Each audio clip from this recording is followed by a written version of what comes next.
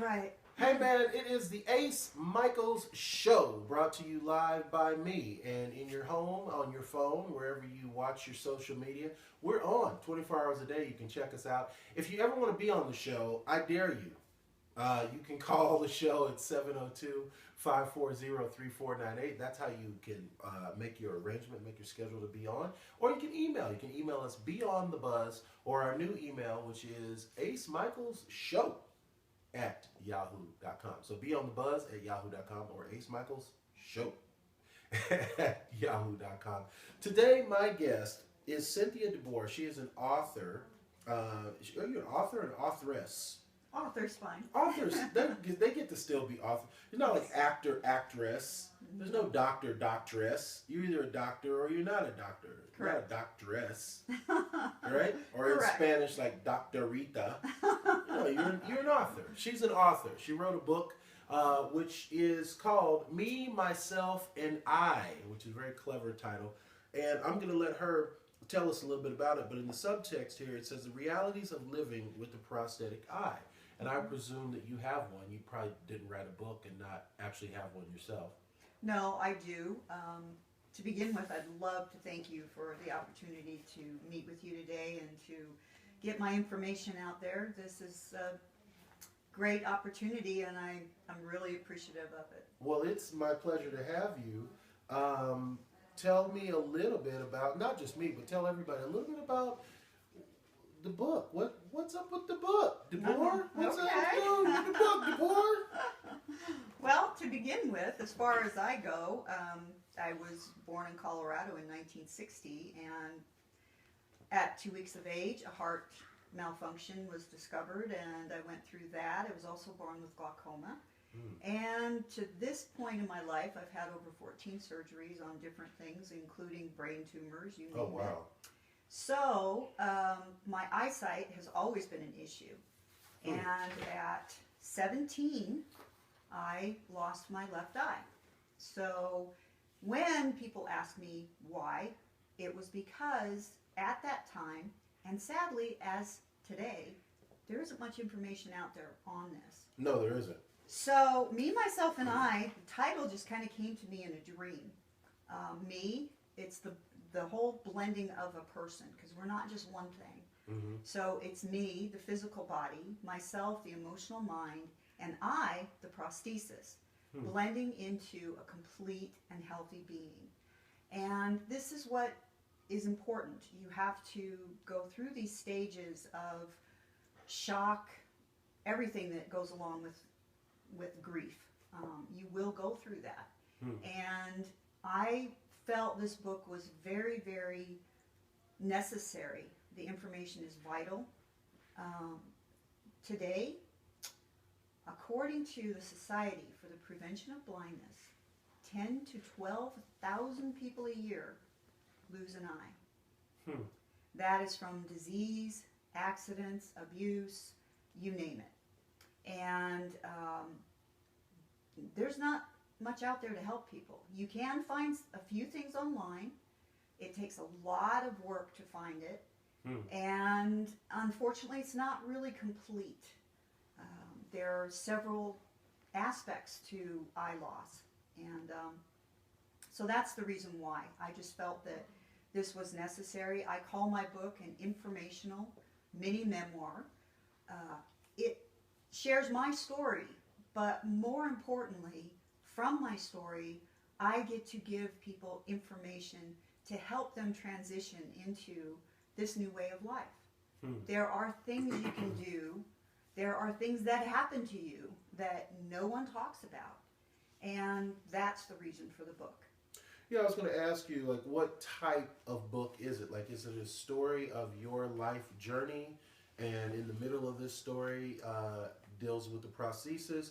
Is it more of a compiled accounts of different people's story? Like, what type of book is it? Like, is it something we can read as nonfiction? It is a non-fictional book. It does just share my story. And the reason being is because anything that I do share about the loss, it opens at the age of 17 when I find out about it. I give a little bit of background about my eye problems, not everything, of course. The book is short. It's 104 pages. There's a section in the back that is just full of information. Anything and everything that I could possibly think of that I wanted to know, that I put in there so that people at least had this source. Mm-hmm. And from there, suggestions on, if you want to know this, everybody's experience is different. Every Sure. eye loss is different. For a lot of people, in fact, one lady that I've recently talked to, it was a relief for her to just get it over with, because she had been going through years and years and years of trying to save this eye.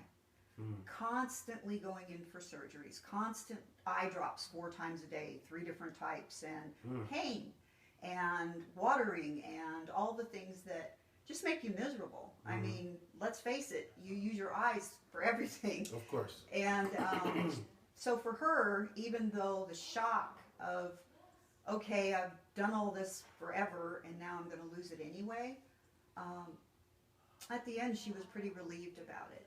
The people that do this type of surgery are incredible. They're amazing people. And I explain the process, and I explained what happens and how the surgery goes and some of the things that I personally went through the surgery. And, Wow. That was 1977. So although things have been sped up and technology is better as far as what is expected, the actual process, the actual making of the eyes have not changed. And after World War II, we stopped using quote unquote glass to make eyes, because that's where the glass came from, was Germany. So at that point we started using acrylic based products, basically plastic. So it is an art, and the people that do this work are called ocularists, and they are amazing. They are truly artists. Wow. And I mean, to the point of painting your iris with tiny brushes to match the other eye, using tiny threads of red to put in the blood vessels in your eyes. The color of white that your eye may have is not going to be the same as someone else's, just like our teeth are going to be a different color. So I just want people to understand that this is a journey, this is a loss, and this is something that you can come out of more powerful than you ever went into it. A man by the name of Fred DeVito used a saying that was, if it doesn't challenge you, it doesn't change you. Now he used that for people who were wanting to work out and get more physically fit. Sure. But that line goes across the board. It does. We never grow as people if everything is status quo. We have to be challenged in some way. And although this isn't a pleasant challenge to begin with, I think you can definitely come out of it a lot healthier than when you went in. Now, how did you get the book edited? Who did you go to with all this information and say, hey, I'm trying to make this book, can you help me publish this? It seems like that part would be a huge jump. It was the final straw, I guess I should say, to this whole thing was, I was in my ocularist, and about every 6 months you have to go in and have your eye polished because you're going to get buildup on it. And your eye doesn't close completely at night, so then you have that as well, because it just doesn't work that way. It's not that there's anything wrong with the eyelid, it's just nerves and every muscles relax, and this is what happens. So I went in to have this done, and there was a woman in the waiting room in her 60s, and she was terrified. Just did not know what to expect. She'd lost her eye from glaucoma. And I heard her, and the thought of this book had always been in my mind. But hearing her, it was just heart-wrenching. So I went out there and I talked to her, and I explained the process, and I told her she was going to be okay. And the relief on her face was just so enormous and so heart-touching that I was like, okay, I guess I got the message. It's time for me to write this. Right. And at that point, I talked to the ocularist. He's an amazing man. His name is Eric Lindsay. He's local here. And I said, would you edit my book once I've written it to make sure for accuracy? Of course, yeah. I also spoke with my own doctor, Dr. Mark Dubrava, and asked him the same thing. He also looked through the book and made some corrections because I am not a doctor, I'm not an ocularist. Certain medical facts you want to make sure. Right, I'm speaking from personal experience. And so after that, I sent it to my publisher, and they did some editing, and at that point comes the hard part. First of all, I'm not so used to going out and saying, hey, look at me, I've got this going on. So definitely out of my comfort zone. A part of what you're expected to do when you write a book is to go say, hey, will you read my book? Will you take some of your precious time you can never get back and read my book and tell me what you think? Well, there were a couple of people that I think a lot of your listeners will know, and one of which is Bruce Woodbury. He's a farmer commissioner for the state of Nevada, and Mr. Woodbury has been a friend of mine for years. And one of the things that he said, which I'm going to share a bit of his life with you, is, this isn't the whole endorsement, but this is what he says. As someone who faced the challenge of complete hearing loss and consequent cochlear implant surgeries in both ears, followed by extremely difficult adaptation to hearing electronic sounds, I feel Cynthia's unique insights will be educational and beneficial to those with similar life-altering physical challenges. So in that regard, it really touched me because when I gave the book to Bruce, I did not realize that he was going through this. And to know that this book touched someone who was not dealing with an eye issue, was dealing with another problem, was very warming to me. I felt that, okay, this gives a little bit more credence to the reason this is out there, the reason that people need to read it. Because, you know, an eye is an organ. It is not a limb. And so even though there's all kinds of information out there about limb loss, there isn't on eyes. And with eyes and with hearing, those types of disabilities are basically invisible disabilities. They're disabilities like someone that has been abused in their life, someone that may have a lupus or something like this, and they're still walking okay. So they don't have a cane, they don't have anything that you can see, but they're still walking around with a disability. And any kind of disability that you're unaware of another person having is just lost. People just don't know it. They can't, if they can't see it, it doesn't exist. Right. And that's sad. And that is why, I mean, would you use the word taboo to describe this? Like, is this a taboo subject? Because people don't talk about it. No one brings it up ever. Well, it is a very much of a tabooed subject. The reason being, I think, is because eyes are said to be the windows to our soul. One of the things that I wrote was that part was really terrifying to me, because even though I'd never had really that much great vision in my left eye, it was still mine. It was still a window to my soul. And now it was, you know, there's a curtain there. It's gone. It's going to be replaced with something fake. When someone looks at me, are they going to see that? Because I had no idea what a quote-unquote glass eye looked like. I had no idea if it would move, what I could do to, camouflage it or anything. And yours looked so natural. I thought you were fooling me when you came in. I'm like, this woman ain't got no glass. What in the world? Who's punking me right now? Well, Mark Hall Patton is another person that he is an amazing man. He is the director of the Clark County Museums.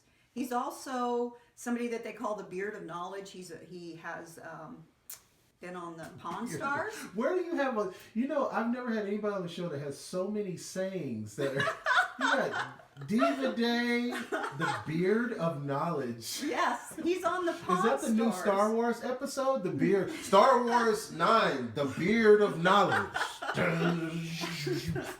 Wow. Well, seriously, that's what they call him on the Pawn Stars. Maybe that's what you call him. Maybe do you know other people? Can you put 2 other people who would actually call him that? Well, it's Rick is his name, and I can't remember what the other guy's name is on the Pawn Stars. There's the actual show. I love it. But anyway, because Mark is so knowledgeable, I mean, this man has bookcases in front of bookcases, okay? He is so intelligent. And so I gave my book to him. He's clearly the Beard of Knowledge. Yes, he is. So anyway, one of the things that, first of all, I handed him the manuscript and said, Mark, I know this is asking a lot, but could you please read this, because you're Mr. Historian, you know everything. So will you please read this for me? And first of all, he said, well, why did you write this? And I said, because, Mark, my left eye is prosthetic. And he's like, no, it's not. No, it's not right. That's not how you spell your name. What's wrong with you? So anyway, he did write a little endorsement for me. That's awesome. And this is what he wrote. Cynthia's honest and detail will help anyone who is dealing with the issue of losing an eye. But it is more than just that. This book is a wonderful look at one person dealing with an issue few can comprehend and making a success of it. So that's the reason for the taboo. Nobody can comprehend the fact that they may wake up one day and not have sight in that eye.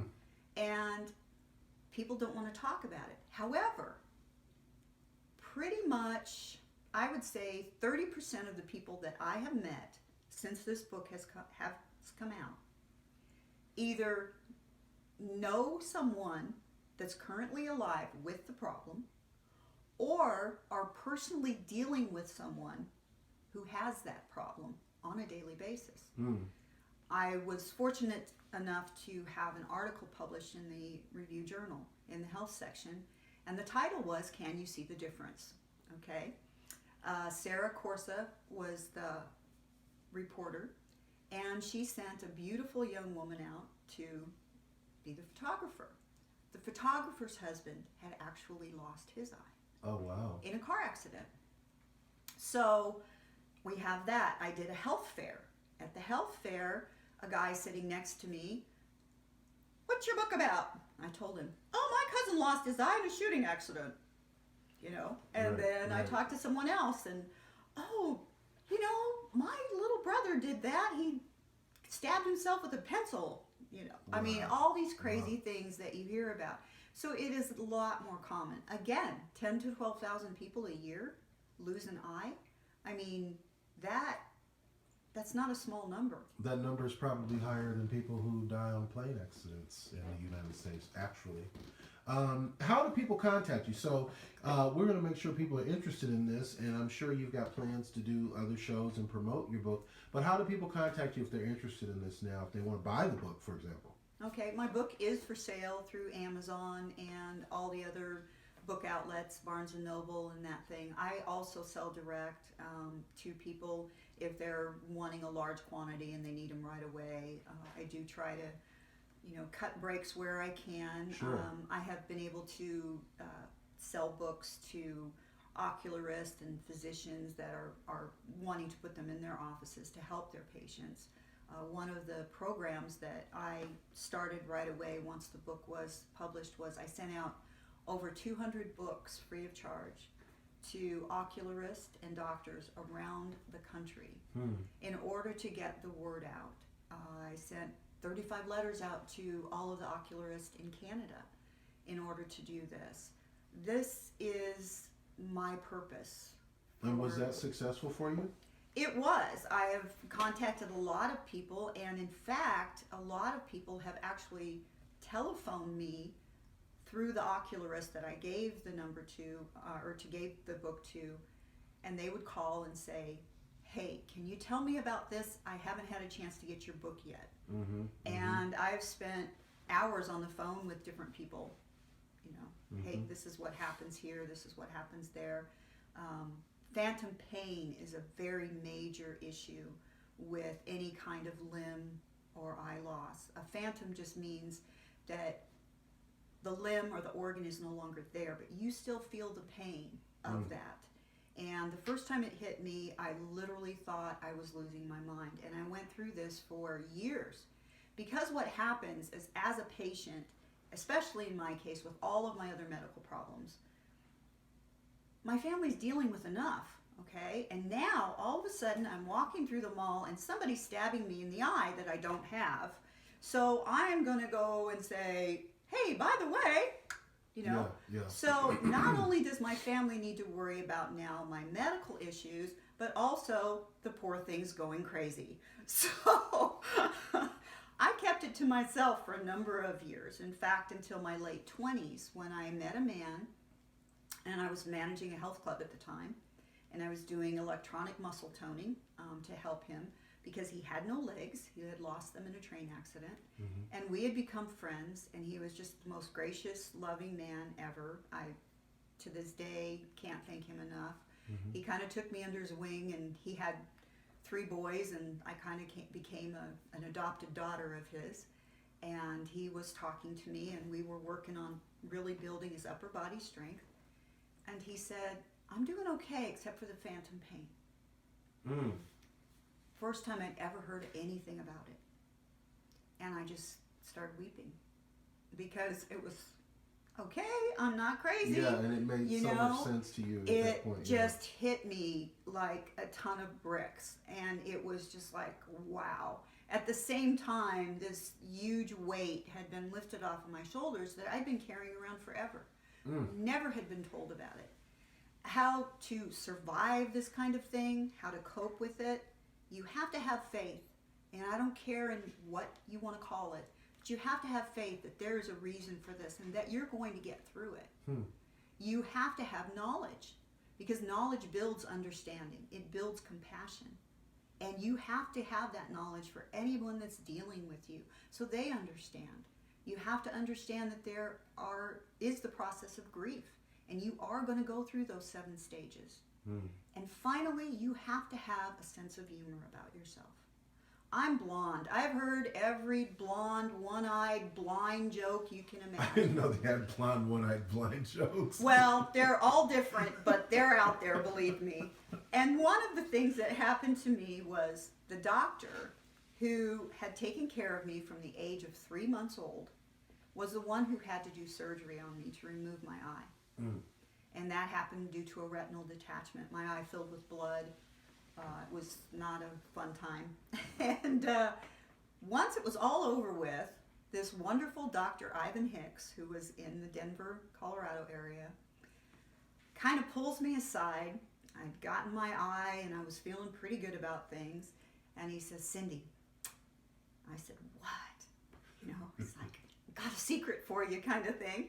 And he says, you know, I'm always getting told that doctors just get all the benefits. We can go anywhere. We can go right to the front of the line. All we have to do is put that MD there, and the doors and gates are open to us. And I said, yeah, I've heard that. And he says, well, the next time you want to go to a fancy restaurant and you don't have a reservation, just go up there and say, do you have a reservation for CYNTHIA LEE DE BOER? And when they say, well, we're sorry, you just pop that sucker out. I guarantee you they'll get you a table. And I was like, okay, okay, well, that'll work. So, but from that, I mean, I knew he was telling me from a place of love. Mm-hmm. And I think that you do have to get a sense of humor about it. I have had people just go right over the boundaries of anything that I would think would be normal and ask some of the craziest questions of me about my eye, or all of a sudden there's no eye contact anymore and they really have to go somewhere else. Yeah, So you really never uncomfortable. know. And again, that's part of the taboo, because we don't want to think that could happen to us. Wow. I've got time for two more questions. One is, today you're wearing glasses, and I'm curious, are you wearing glasses? Are those prescription glasses or Yes. those style glasses? No, they're prescription glasses. When I turned 40, Fuchs dystrophy hit my right eye. Fuchs dystrophy is a corneal disease. I have glaucoma, and right now I also have a retinal issue. And so my vision is very fluid, let's just put it that way. And I never know from moment to moment if I'm going to wake up in the dark. So this campaign to get this information out is very important to me. I cannot tell anyone enough how much protecting their sight is. Your world shrinks so much when you lose your vision. The legally blind, I guess how they describe it, is 2,200. And people often ask, what does that mean? Well, what that means is things that you can see, a normal sighted 20/20 person Mm-hmm. can see at 200 feet. It has to be at 20 feet before I could see it. Mm. So your world shrinks when you lose your vision.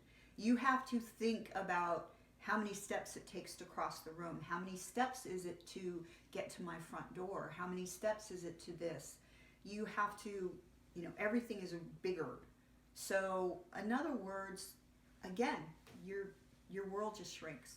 So for me right now, I just take it a day at a time, and I just pray that this mission and what I'm doing is enough of a reason for me to be able to save the site, what I have of it, for as long as I Absolutely. can.